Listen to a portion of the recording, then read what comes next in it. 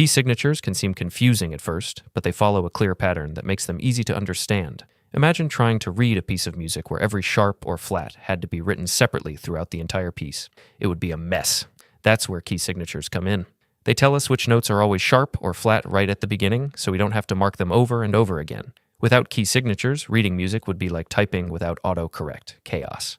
So let's break it down and make it simple. There are 15 key signatures in total. 7 have sharps, 7 have flats, and one key, C major, has neither. This means that for any given scale, we know exactly which notes are altered, and the key signature stays the same throughout the piece.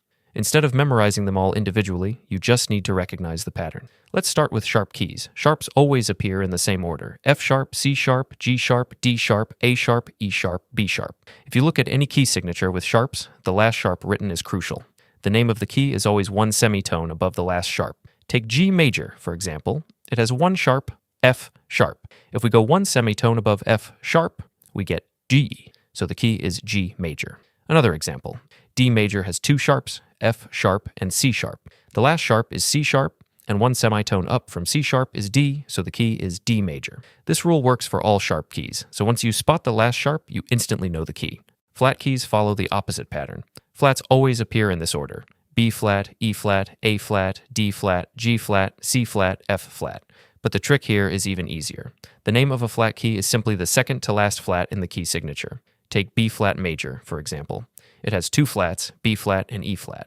The second to last flat is B flat, so the key is B flat major. Another example, E flat major has three flats, B flat, E flat, and A flat. The second to last flat is E flat, so the key is E flat major. This pattern holds for every flat key, except for one, F major. Since F major only has one flat B flat, it's the exception to the rule. To help you remember the order of sharps and flats, there's a simple mnemonic device.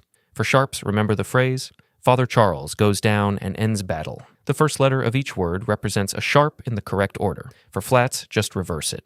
Battle ends and down goes Charles's father. These phrases make memorization effortless, but honestly, you can make up your own. Anything weird or funny that sticks in your mind will work. Now here's a trick to instantly determine the number of sharps or flats in a key. Imagine a simple chart that helps you visualize it. If you draw a line listing all the keys in order, you can quickly find out how many sharps or flats each key has without thinking too hard. For example, C major is in the center with 0 sharps and flats. G major, which is one step up, has 1 sharp. D major has 2, A major has 3, and so on. The same works for flats going in the opposite direction. F major has 1 flat, B flat major has 2, E flat major has 3.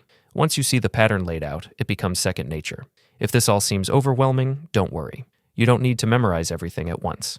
With time, key signatures will start to feel natural, just like knowing your way around your neighborhood without thinking about street names. The more you play, the more familiar they become. Before you know it, you'll recognize them instantly without even trying. If this helped, make sure to subscribe for more breakdowns like this, and let me know in the comments. What's the weirdest mnemonic you can come up with for remembering sharps and flats? Let's see who comes up with the most ridiculous one.